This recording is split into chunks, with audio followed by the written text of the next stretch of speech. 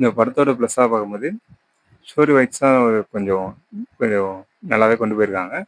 But ஆனா என்ன இதுல பிரச்சனைன்னா, இந்த ஸ்டோரி வந்து சில படங்கள் என்ன ஆகுது, எக்ஸாம்பிளுக்கு நம்ம தமிழ்ல வந்து சாப்பிட்டா பரம்பரை, இந்த ரங்கம் வாத்தியார் மாரி இந்த படத்துல ஒரு வாத்தியார் இருக்காரு.